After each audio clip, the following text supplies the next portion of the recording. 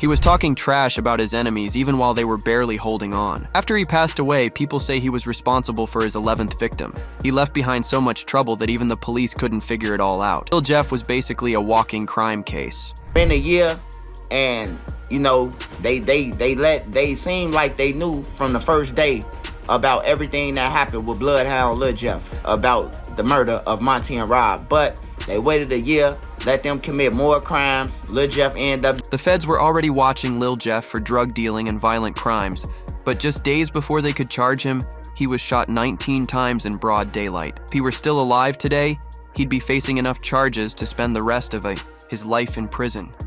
This is the story of the many victims connected to Bloodhound Lil Jeff Leal from Trap City. In early 2023, violence hit close to home for the Bloodhounds when their cousin Zoni was shot and killed while sitting in a car near his neighborhood. The parking lot of a dry cleaner turned into a crime scene. That loss hit hard. Lil Jeff even got tribute tattoos for Zoni on his face and trigger finger. Right after the shooting, online rumors started blaming Trap City for the hit. That event ended the decade-long alliance between Trap City and the Bloodhounds. Not long after, a rapper from Trap City named Taro, who used to be close friends with Bloodhound member Vert, previewed a diss track. One of the lines suggested the Bloodhounds had either pushed Zoni out of the car before or after he was shot, which only made things worse. In interviews with X-Man Rico, Trap City OGs like Black and Trap Rob hinted that the real reason behind all the drama was Lil Jeff stealing a chain. You got somebody that you call your homie, you probably just met, and you think he your homie, and the nigga do some little snake shit type shit and backstab him. That's what brought all this apart. The ride-share execution of Trap City Lal, June 25, 2023. On June 25, 2023, 19-year-old Trap City affiliate Lal was shot and killed while getting into a ride-share in Little Italy. As he sat in the back seat, a gunman walked up and fired through the window, then ran off through a nearby alley. Lal was rushed to a hospital, but was pronounced dead shortly after. Lil Jeff didn't hold back when it came to mocking the murder, both online and in his music. In a track called Stretched, featuring Vert, he rapped that Lal looked up like he saw a ghost before being killed. One of the lines went, "When he rapped, he looked up like he saw a ghost. He did, won't get up no more, he did, gonna miss him for sure. With the Drake boy, you know I'm too cold." What stood out is that while news reports didn't say what kind of weapon was used, police radios mentioned both rifle shell casings and a 9mm pistol found on the scene. The fact that a rifle may have been used, and Jeff's nickname being King Drake for his love of Dracos, rifles, made some people think the lyrics might be based on real details. The references were so specific that they sounded almost like self-snitching. Soon after, the Bloodhounds were allegedly out for revenge. One of the first suspected retaliation shootings was the killing of a man named Lil Pooh, who was reportedly part of the Flipside set. He was shot and killed in front of his home in Sauk Village in April 2023. After Lil Pooh's death, Jeff continued posting music and messages on social media. The fallout after Z-Money and the double homicide that shook the city. After Lil Pooh's death, Lil Jeff continued dropping content suggesting that Pooh had disrespected Z-Money and paid the price for it.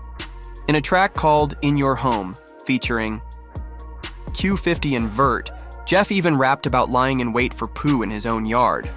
The lyrics went, "Say you smoking on Z, get filled up with chrome Lil Pooh dissed Z, now Lil Pooh gone. You know that never take too long laying in the expletive. Grass until he come home, think this a game till a expletive gets smoked." Then came the double homicide that rocked the city. Monty and Lil Rob, January 26, 2024. On January 26, 2024, Monty and Lil Rob were shot and killed during their lunch break from Innovations High School in downtown Chicago. Surveillance footage showed a dark SUV pulling up under the train tracks near the school. Several masked shooters got out, ambushed the teens in broad daylight, and opened fire before speeding away. Even though both were rushed to Northwestern Memorial Hospital, they didn't survive. Lil Jeff had close connections with BKN, also known as Nitty Block, a crew tied to a group called Jungle, based on Chicago's West Side. Jeff was often seen hanging out with them, posted up on their block, and even showing love on social media. In one clip, he's right there in the jungle, looking like he was part of the crew. But things changed after what the streets now call one of the most disrespectful robberies in Chicago drill history. Monty and Lil Rob were in an apartment lobby with Lil Jeff when they asked to see his watch. Not thinking anything of it, Jeff handed it over. Then they ran off with it on the spot. Throw back to when Bloodhound Lil Jeff clears the air about Monty robbing him for his jewelry. Public service announcement. On my dead grandmother's head, if I'm lying, I'm down. God could come pull me out this car right now. I never took a dollar from nothing. Said, let me take a picture, this, that, and that. I look up, the taking off down the stairs with 5 more extra. I'm like, damn, I thought it was gangster. The whole time I'm right there still working with him. I'm telling them we could keep this gangster, be gangster, and I respect it's gonna be what it's gonna be. Just keep this gangster. One gangster, now look, sad. I got money all roses and teddy bears. Do you think this was a valid reason for Lil Jeff to crash out? Just days after the robbery, Monty appeared in a BKN vlog posted by Word from the trenches. In the middle of the video, Monty FaceTimes, Jeff laughing and showing off the very watch they stole while flexing on camera. Jeff, on the other end of the line, was clearly heated, trying to get their location. It's really good. Like I said, shout out Baby Drill. My big cousin show, 2 feet Bino shit, really the whole 4L gang. Like I fuck with the whole 4L. Shout out Young Nudie and my cousin too. All my folk down there in the 8. It's going on for real. You ain't got nobody in mind like you gotta fuck with like industry wise like shit. Really, like, I ain't gonna lie, twin. Like, Look, man, we got JL, man. hold on, y'all. Hold on. I ain't gonna lie. Put that J in there. Look, only artist I really wanna with right now, probably Big 30, goddamn. How much that is on y'all wrist right there, man? Hold on, y'all. Hold on. January 26th, 2024, the hit on Monty and Lil Rob. Just 6 days after a FaceTime video of Lil Jeff surfaced, Monty and Lil Rob were spotted walking near Innovations High School in downtown Chicago during their lunch break. It was around 12:30 p.m., and the streets were busy. Suddenly, 2 cars pulled up. Masked gunmen jumped out and opened fire. Monty and Lil Rob were both hit and dropped instantly. 3 weeks later, Lil Jeff dropped what would become his biggest song yet, Ah. In it, he seemed to confess to being involved in the shooting. He rapped, "They did what they did, so they had to pay the consequence." That line hinted at the earlier incident where Monty and Lil Rob had robbed Jeff of his chain and watch. Later in the track, he rapped, "We hopped out with 4 poles and 2 got hit." It was a clear reference, 2 shooters, 2 victims. But what really caught people's attention was one of the most self-incriminating lines. "When I speak, it's only facts." He also added, he was screaming "ah" when he got hit, referring to the viral video of Monty laying on the ground screaming after being shot. The Milwaukee allegations paid hits outside of Chicago. Lil Jeff's name didn't just make noise in Chicago, it started to ring out in Milwaukee too. In his track BH4L, Jeff dropped lines that seemed to suggest he was sliding in Milwaukee and possibly carrying out hits for money. 2 Milwaukee rappers, Jig and Psy, were killed in separate shootings. In BH4L, Jeff rapped, "Bailing out, blowing, running, and trying to get low for Nick. Got kicked, knocked the feathers out his coat, duck in the field, don't want no smoke. Every time I'm outside on live, drop a low."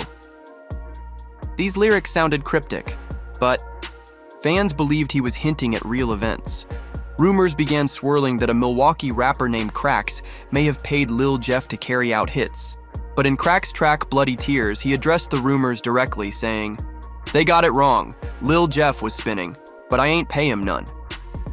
Basically, Crax was denying that he paid Jeff, while still confirming that Jeff had been active in Milwaukee. Doing it for free. Ties to Crax and Milwaukee. If the rumors were true, and Lil Jeff didn't take money for those Milwaukee hits, it showed just how much respect, or loyalty, he had for Crax. There were plenty of photos of Jeff and Q50 hanging out in Milwaukee, which lines up perfectly with the timeline of those incidents. The robbery and shooting of TMC Sly. By early 2024, Bloodhound Lil Jeff had already built a reputation for being one of the most feared names in the streets. He openly bragged about his alleged body count in songs and on live streams, but the case that would seal his place in drill history came months after his own death. An op he had allegedly shot in February 2024, TMC Sly, finally passed away, after spending 10 months on life support. That death pushed Lil Jeff's name further into the spotlight, even after he was gone. It all started when Lil Jeff met TMC Brito through mutual friends. At the time, Jeff was already known for chain snatchings and robberies.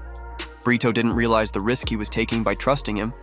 One day, Brito reportedly tried to buy a bottle of green cough syrup, and Jeff saw his chance to line him up. While Brito was with his girlfriend, Lil Jeff allegedly robbed him for his chain and watch. Not long after, Jeff went live on social media, trolling Brito in front of hundreds of viewers, mocking him for getting robbed.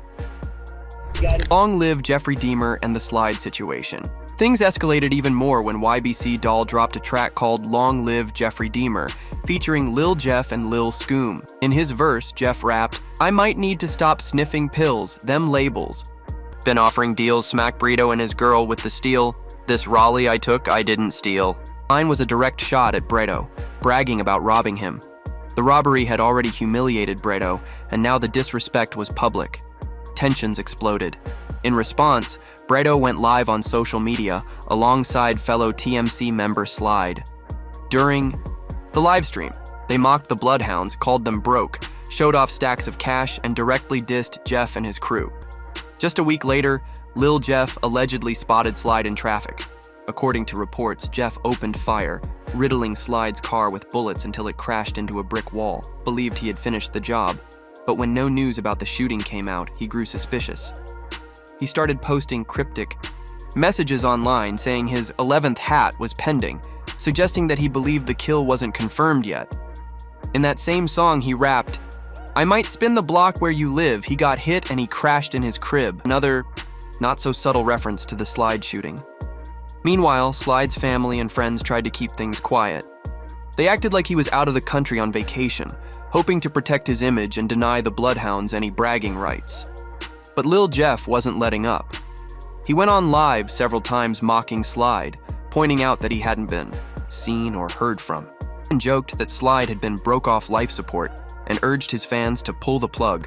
His music, he continued to reference Slide and mock his condition. By August 2024, a Chicago YouTube channel interviewed members of the TMC set in a vlog. Asked about Slide, they avoided the question, saying he was fine, and brushing off rumors as trolling. One member said, "Everybody gets shot in Chicago."